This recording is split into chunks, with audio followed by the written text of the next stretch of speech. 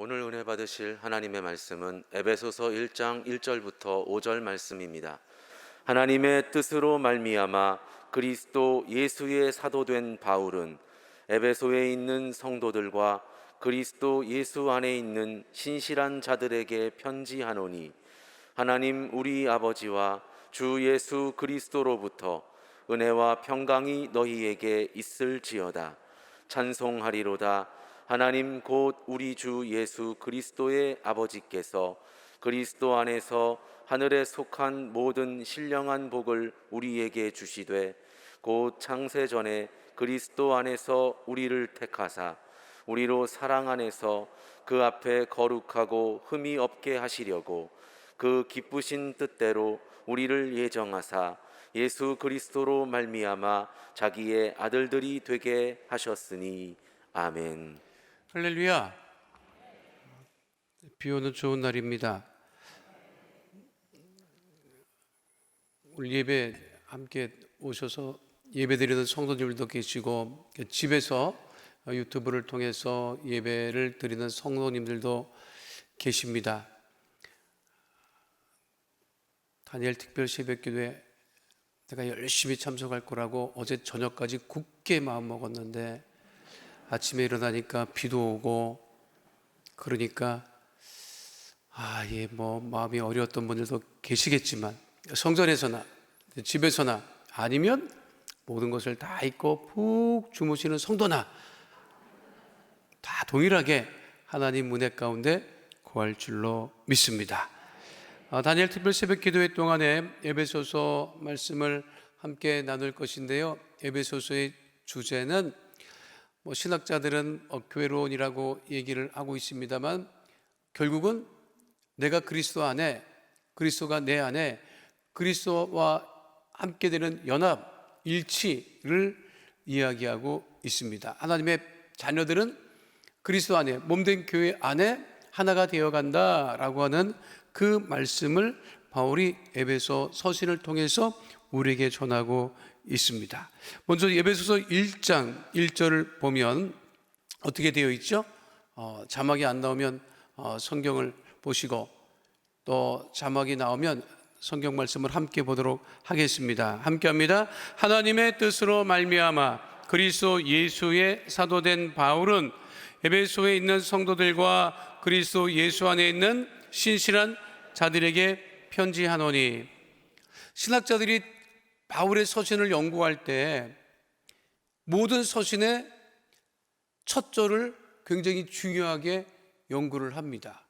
자, 그러면 오늘 에베소서 1장 1절은 뭐라고 시작하고 있습니다? 하나님의 뜻대로, 이렇게 돼요. 하나님의 뜻대로. 하나님의 뜻대로라고 하는 그 말은 대비하면 하나님의 뜻이 있고 누구의 뜻이 있다? 사람의 뜻이 있다는 거예요. 그러니까 이 말은 뭐냐면, 바울이 보니까 예수를 믿어도 사람의 뜻대로 하고 사는 사람이 있다는 거예요. 근데 바울은 어떻게 얘기를 하는 거예요? 자신은 누구의 뜻대로? 하나님의 뜻대로라고 하는 것이죠.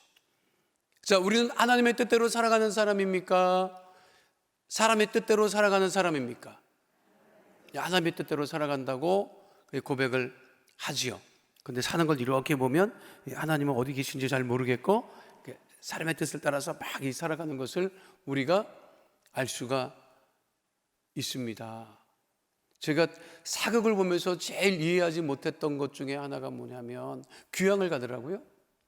귀향을 가서 일정 시간 지나서 돌아오면 되는데, 어떤 경우는 귀향을 보내놓고도 사약을 내려보내. 봤죠? 사극에서. 그러면 뭐라고 얘기를 해요? 귀향 간 사람에게 어명이요, 그래. 그렇죠, 어명이래. 그 어명을 받으시오 그러면 귀향 간 사람이 마당에, 그 거처하고 있는 마당에 나와서 무릎을 꿇고 어명을 받는데, 어명이 사약이에요. 어명이 사약이야. 마시면 죽어요. 그런데 어명으로 사약을 내렸다고 또 임금 있는 곳을 향해서 절을 하더라고요. 그리고 절을 하고 어떻게 해요? 나눠 마시지도 않더라고. 원샷 탁 먹었어요. 나 그거 볼 때마다 이해가 안 됐어요. 도망을 가든가 집어치우고 그냥 걷어차고 그냥 뭐 사약을 먹고 죽든가, 뭐 쫓아온 사람들의 칼을 맞고 창을 맞고 죽든가, 둘 중에 하나인데 어차피 죽을 놈 거 어차피 그냥 사약 집어 던지고 미쳤냐고 하고 그냥 죽든가. 근데 어명이라고 하니까 사약도 마시더라고요. 지금은 어명을 안 받들어요. 왜? 임금이 없으니까. 임금이 없으니까 어떻게 살아가느냐? 자기 뜻대로 살아가는 거예요. 자기 뜻대로. 저는 많이 봤어요. 하나님의 뜻이 이루어지지 않아서 애통한 사람보다는 자기 뜻이 이루어지지 않아서 애통한 사람을 더 많이 봤다고 내가. 울며 기도하는데 자기 뜻이 이루어지지 않아서 우는 사람은 내가 많이 봤어요. 근데 하나님의 뜻이 이루어지지 않아서 애통한 사람은 내가 많이 못 봤어요. 나도 마찬가지예요. 우리가 하나님의 뜻대로 살아간다고 얘기는 합니다. 그렇잖아요. 근데 실제로 보면 하나님의 뜻은 어디 갔는지 알 수가 없어요. 바울은 분명하게 얘기를 합니다. 자신이 사도된 것은 하나님의 뜻대로 된 것이다. 그러니까 사람의 뜻을 이야기하지 말아라. 그래서 뭐라고 되어 있어요? 자, 하나님의 뜻으로 말미암아 그리스도 예수의 사도된 바울은, 사도라고 하는 말이 등장하지요. 복음서에는 마태, 마가, 누가, 요한에는 12 뭐라고 되어 있죠? 12 제자. 12제자. 그런데 사도행전에 오면 12 사도행전까지 안 가시는구나. 복음서에만 머물러 계신가 보다. 그 복음서 보면 12제자. 우리 12제자 말을 엄청 막 해요. 12제자 뭐. 그렇죠. 근데 사도행전 가면 그 제자가 전부 다 12제자가 뭘로 바뀌어요? 사도로 바뀌어요. 그래서 사도행전이에요. 그 사도라고 하는 뜻은 무엇이냐? 사도라고 하는 헬라는 아포스톨로스라고 하는 말을 씁니다. 이 말은 뭐냐면 보내심을 받은 자라고 하는 거예요. 자, 제자는 무엇이죠? 제자는 뭐예요? 부르심을 받은 자잖아. 그래서 우리 복음서에 보면 예수님께서 제자들을 부르시고 12제자로 택하시잖아요. 그렇죠. 제자는 부르심을 받았다고, 택하심을 받았다고. 그래서 예수님을 따라서 제대로 활동을 했어요. 근데 예수님 죽으시고 부활하시고 하늘에 올라가시고 그리고 나서 주의 성령이 임하시고 그 다음에는 어떻게 살아간다? 제자로 살아갔던 사람들이 이제는 보내심을 받은 사도로 살아간다. 그래서 제자 훈련 많이 하고 뭐 제자가 되어야 된다고 얘기를 많이 하는데요. 제자의 결정적인 특징이 뭐냐면 배신해요. 나는 그래서 제자 훈련, 제자 이렇게 얘기 많이 하는데, 우리 순복음은요, 제자가 되는 것이 아니라 사도가 돼야 되는 거예요. 믿으십니까? 이게 굉장히 중요한 거예요. 내가 이거 공개적으로 말씀드리면 불편한 교단이 있을 것 같은데, 제자 훈련한 교회치고 분란이 없었던 교회가 없어요. 왜 그러냐? 훈련만 받아, 훈련만. 나가질 않아요. 성령 받고 순복음 오신 들은요, 성령 받고 나간다고요. 복음을 전하기 위해서 나간다고요. 근데 제자 훈련 열심히 받으시는 분은 안 나가. 1단계 끝나면 2단계 기다려. 2단계 지나면 3단계 기다려. 그러면 잘못하면 안진뱅이 신앙이 됩니다. 판단해요. 앉아서. 내가 지식이 많다, 훈련을 많이 받았다, 이렇게. 그런데 분명한 것은 순복음 강남교회는 순복음교회잖아요. 오순절교회잖아요. 성령 받고 능력 받고 보내심을 받은 사도로서의 역할을 감당해야 되는 거예요. 믿으십니까? 정말 믿으십니까? 그 구분을 잘해야 돼요. 그러니까 제자훈련 받겠다고 쫓아다니는 분들 내가 많이 봤어. 근데 그분들이 아직도 제자훈련 받으러 다녀요. 그러니까 제자훈련 자체가 나쁘다거나 그게 잘못됐다는 게 아니에요. 그 훈련이 필요해요. 그 훈련 받고 어떻게 하겠다는 거예요? 훈련 받고 성령 받고 나가야 돼요. 자, 12제자가 전부 다 앉아 있었던 게 아니잖아요. 성령 받고 다 나가서 복음을 전하고 결국은 다 모두 다 순교했고요. 바울도 뭐라고 되어 있어요? 자기는 하나님의 뜻대로 제자가 된 것이 아니라 사도로 부르심을 받았다. 그리고 사도로 부르심을 받았기 때문에, 보내심을 받았기 때문에 사도 바울이 3차에 걸친 선교 과정을 통해서 그 많은 지역에 복음을 전할 수 있었던 것입니다. 그런데 이 사도라고 하는 것은 보내심을 받았기 때문에, 보내심을 받았다고 하는 것은 보낸 사람이 있다고 하는 거잖아요. 보낸 사람이 있다는 거잖아. 그렇죠? 누가 보냈다? 예수 그리스도께서 보내셨다. 그러니까 보낸 사람의 뜻을 전하는 것이 사도예요. 자신의 뜻을 전하는 사람이 사도가 아니라 보내신 분의 뜻을 전하는 것. 그러니까 예수님께서 자신을 보냈다, 바울이 그렇게 고백을 하니까 그 고백은 예수님의 전한 그 복음을 전하는 사람이라고 하는 것이죠. 그러니까 사도는 자기의 뜻을 전하는 사람이 아닙니다. 내 뜻을 전하는 사람이 아닙니다. 예수님의 뜻을 전하는 사람이라고 하는 것이죠. 자, 그와 같은 자신이 하나님의 뜻으로 보내심을 받은 바울이 어떻게 얘기를 하는 거예요? 그리스도 예수 안에 있는 신실한 자들에게, 그러니까 에베소 교회 성도들에게 편지하노니 이렇게 되어 있잖아요. 그리스도 예수 안에 있는 신실한 자들에게 편지한다. 중요한 것은 그리스도 예수 안에, 그리스도 안에. 이게 바울의 용어입니다. 그리스도 안에, 예수 안에. 자, 1장 1절부터 끝절까지 보면요, 그리스도 안에, 예수 안에 라고 하는 이 말이 계속 반복돼요. 이거는 에베소 서신뿐만 아니라 바울의 모든 서신에서 보면 반드시 등장하고 반드시 언급되고, 그리고 계속 되풀이되는 것이 뭐냐면 그리스도 안에, 예수 안에. 그러니까 우리는 어디 안에 사는 사람이에요? 그리스도 안에 사는 사람들이라고 하는 거예요. 믿으십니까? 우리가 세상 안에 살지만 동시에 우리의 존재는 그리스도 안에 사는 것이라고 하는 거예요. 그러니까 오늘도 우리가 어디 안에 산다는 거예요? 그리스도 안에 산다고 하는 것입니다. 이 엔크리스토스라고 하는 말은 이 바울의 용어입니다. 여기서 그리스도 예수 안에 있는 신실한 에베소 교회 성도들에게, 오늘날 우리 하나님의 자녀들에게 무엇한다? 무엇한다? 이 성경을 보시기 바랍니다. 무엇한다? 편지한다. 편지한다.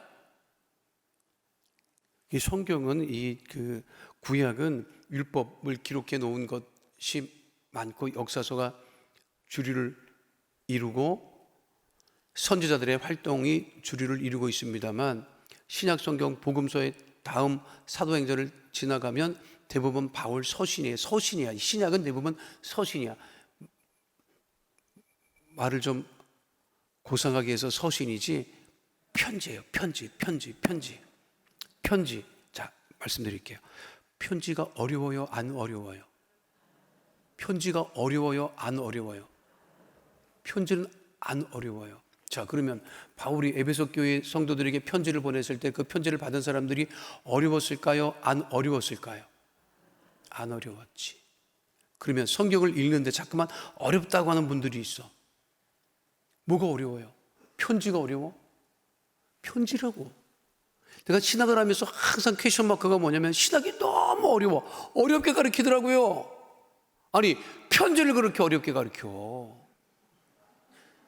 그러면 내가 봤을 때는 그건 신학의 방법이 잘못된 거예요. 그거는. 그 신학을 공부하고 나면요, 신학자밖에 머리에 남는 게 없어요.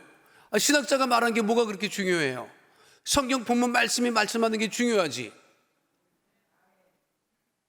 편지는 절대 어렵지 않은 거예요. 성경을 어렵다고 생각을 하면 안 돼요. 지금도 어려워요? 어렵다고 하는 것은 뭐냐면 마음물이 열리지 않은 거라고. 잠깐만 어렵게 봐. 저는 개인적으로 편지를 굉장히 많이 썼던 사람이에요. 우리 집사람이 나랑 결혼한 이유 중에 하나도 그 편지 때문일지도 모른다는 생각을 해요. 왜냐하면 우리 집사람 말이 있어요. 편지가 왔는데 뭔 말인지 모르겠대. 뭔 말인지를 모르겠다는 거야. 아마 그래서 우리 집사람이 그것이 궁금해서 나랑 결혼하지 않았나 싶기도 해. 편지를 우리 집사람한테도 굉장히 많이 보냈어요. 그래서 그 이사할 때마다 그거를 뭐 정리하던데, 내가 알기로는 지금도 몇 통은 가지고 있더라고요. 가끔 내가 좀 보여달라고 해서 보면 다도 어려워. 원래 편지라는 건 어려운 게 아니에요. 그렇게 성경 말씀이 어렵다, 또 말씀이 어렵다, 설교 말씀이 어려우면 안 돼요. 그 듣는 성도들도 어렵다, 그럼 이건 문제가 있는 거야. 그럼 내가 그런 생각하죠. 아, 설교하시는 목사님도 무슨 말인지 모르고 하는가 보다. 여러분, 가끔 그럴 때 있어. 내가 설교하는데도 내가 속으로 이게 무슨 말이냐. 그럼 성도들 얼굴을 보면 다 은혜가 안 돼. 그럼 속으로 성령께서 말씀하시죠. 빨리 끝내라. 너도 너도 이게 설교라고 하는 게요, 설교하는 나도 은혜가 돼야 돼요. 그게 있어요. 설교를 하고 나면 큰일 났네. 내가 은혜가 안 되는 거예요. 그럼 성도가 은혜가 되겠나? 굉장히 괴롭습니다. 그러고 나면 굉장히 내가 모릅니까? 내가 설교하고 내가 모르겠어요. 야, 이거는 나도 은혜가 안 되는 말을 이 성도들 너무. 그리고 주일 사역 마치고 집에 가잖아요. 우리 집사람 차에 탄다고. 차에 타면 알아요. 분위기를. 아, 오늘 설교 망쳤구나. 우리 집사람이 아무 말도 안 해요. 은혜가 안 된 거야. 너무 은혜가 안 된 날은 그렇게 얘기를 해요. 어떻게 그렇게 설교할 수 있느냐고. 난 너무너무 괴로운데 그 말을 들으면요, 막 죽겠지 정말. 근데 어떻게 해요? 그게 맞는데. 그 설교는 어려운 게 아니고 이 하나님 말씀은 절대로 어렵지 않다. 어려우니까 잠깐만 안 보려고 하는데 어려운 게 아니에요. 편지라고. 하나님이 나에게 보낸 편지다, 러브레터다 생각하고 성경 말씀을 가까이 해야 된다고요. 믿으십니까? 따라하겠습니다. 성경 말씀은 어렵지 않습니다. 믿으십니까? 가까이 하지. 러브레터 받아봐요. 읽어보고 또 읽어보고 또 읽어보고 막 그렇잖아요. 주님을 사랑하면 성경 말씀을 가까이 한다는 그 얘기예요. 그래서 바울의 서신은 편지였다. 자, 2절 말씀은 뭐예요? 자, 함께 합니다. 하나님 우리 아버지와 주 예수 그리스도로부터 은혜와 평강이 너희에게 있을지어다. 바울의 관심은 에베소 교회 성도들이 은혜와 평강이 있는 거였다고요. 우리에게 중요한 것은 뭐냐면 은혜와 평강. 은혜를 받으면 마음이 평화로워요. 은혜 받는 게 굉장히 중요한 거예요. 은혜와 평강이. 근데 은혜와 평강, 자, 은혜와 평강은 밖에 있어요, 내 안에 있어요? 그렇죠. 그게 중요한 거예요. 그게 은혜와 평강은 밖에 있는 게 아니라, 세상 사람들은 밖에 있는 것을 찾고 구하고 자기 것을 만들기 위해서 쫓아가잖아요. 근데 은혜와 평강은 하나님이 주시는 건데 그 은혜와 평강은 내 안에 있는 거예요. 그래서 은혜가 충만한 사람, 그런 사람 마음이 평화롭고 평강이 넘치는 사람, 내게 강 같은 평화, 그것이 넘쳐야 된다는 거죠. 속에 무엇이 넘치고 있어요? 은혜와 평강이 넘치고 계십니까? 그 은혜와 평강이 넘쳐야 돼요. 성도들, 하나님의 자녀들은 늘 그 속에 은혜와 평강이 넘쳐야 돼요. 그 은혜와 평강이 넘치는 사람은 어떤 사람이냐? 누가 무슨 말을 해도 그걸 은혜로 받아들이는 거예요. 그래서 흔들리지 않아요. 마음이 요동치지 않아요. 근데 마음에 은혜가 없으면 다 막 힘들어. 누가 뭐라고 하면 막 날카롭게 반응하고 막 그래요.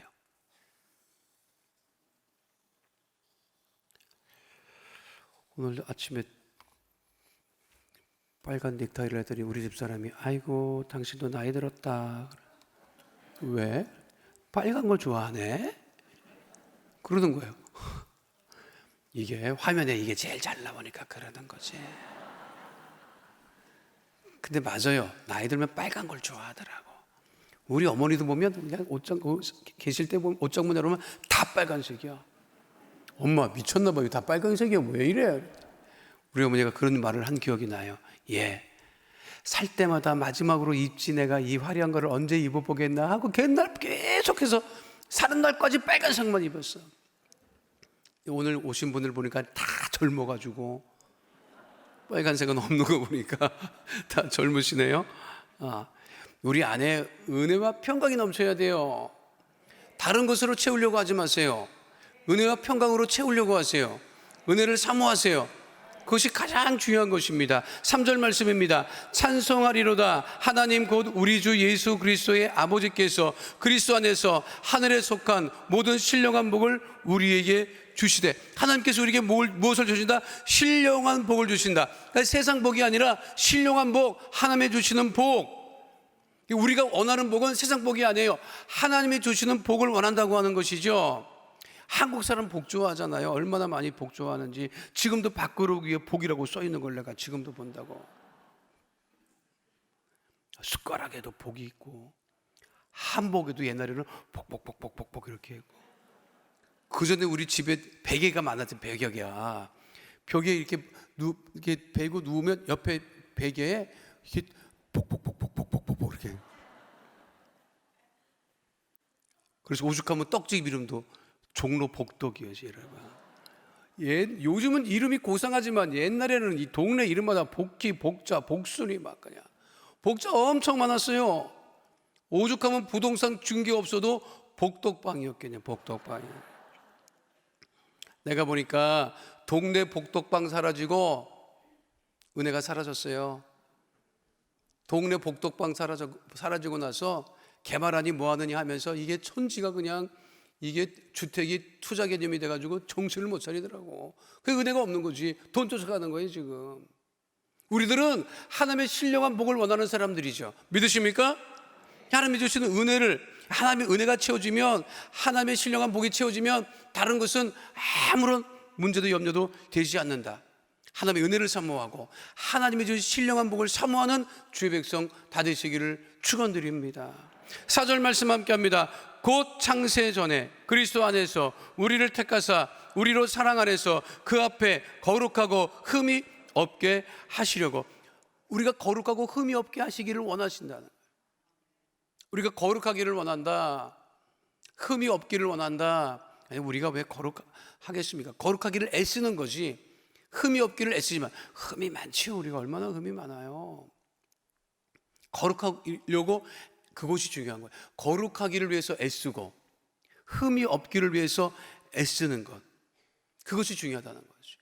근데 세상에 나가면 결국 우리가 흠이 있고 거룩하지 못한 것이 굉장히 많습니다. 그래도 우리는 하나님 은혜를 사모하고 신령한 복을 사모해서 늘 거룩함을 향해 달려가고 흠이 없기를 힘쓰는 주의 백성 다 되시기를 축원드립니다. 5절 말씀 함께 합니다. 그 기쁘신 뜻대로 우리를 예정하사 예수 그리스도로 말미암아 자기의 아들들이 되게 하셨으니, 예정론의 근거가 되는 것이죠. 그 기쁘신 뜻대로 우리를 예정하셨다, 미리 정하셨다는 것이죠. 예수 그리스도로 말미암아 자기의 아들들이 되게 하셨다. 하나님의 자녀 삼아 주셨다. 이것이 굉장히 중요한 거예요. 이제는 종의 자녀로 살았지만 이제는 하나님의 의의 자녀로 살아간다. 이 전 안나라고 하는 분의 태어나서 죄송합니다라고 하는 책이 있어요. 읽어보니까 참 이럴 수가 있나 싶을 정도로. 그분이 고백합니다. 사실 저는 언제 어디서 누구에게서 태어났는지 모르는 고아였고 입양되어서도 6살 때까지 양부모의 호적에 오르지 못한 무족자였으며 입양된 가정에서 20년간 가정폭력을 당한 아동학대 피해자였습니다. 이거 읽어보면 정말 그럴 수가 있을까. 양어머니가 입양아를 그렇게 딸을 학대했던 모양이에요. 그 책에 보면 기가 막히게 뭔지 알아요? 그 양어머니가 예수를 그렇게 잘 믿어. 예수를 그렇게 잘 믿어요. 출석하는 교회의 전도왕이야. 세상에 교회 가면 그런 천사가 없어요. 집에 오면 입양된 딸을 자라면서 학대한 것뿐만 아니라 폭행을 했던 것뿐만 아니라 대학생이 되고 시집가기 전까지 수도 없이 생활비 용돈을 요구하고, 그 책에 보면 그런 것도 나오더라고요. 그분이 이제 양어머니가 나이가 들었잖아요. 그러니까 천국을 가야 되는데 걸리는 거야. 그러니까 그 시집간 자기 딸에게 요구합니다. 자기를 용서해 달라고. 근데 그거는 뭐냐면 그거를 해결해야 천국 갈 수 있다고 생각을 하는 거예요. 제가 이거를 읽으면서 이거 도대체 어떻게 해석을 해야 될까 굉장히 고민이 많았어요. 근데 감사한 건 뭐냐면 그 딸이 또 예수를 잘 믿어. 이거 정말 쉽잖아요. 그 어머니가 그렇게 예수 믿고 나를 학대했으면 그 하나님 안 믿지. 그 예수님 걷어치우지. 그런데 예수를 잘 믿어요. 하나님 은혜가 뭐냐면 남편을 잘 만났네요. 연애할 때 자기 그거를 숨겼어요. 근데 결혼을 하려면 얘기할 수밖에 없는 거야. 자기가 이방된 사람이었고, 그리고 내가 그런 과정을 겪고 살아왔다 하는 것을 얘기를 해야 돼. 이거 얘기하면 깨질 수도 있어요. 근데 얘기합니다. 근데 얘기를 했는데 그 남자가 뭐라고 했느냐? 내가 당신의 그 부분까지 헤아리지 못하고 미처 깨닫지 못했던 것을 미안하게 생각한다. 당신이 그것은 아무 문제가 되지 않는다.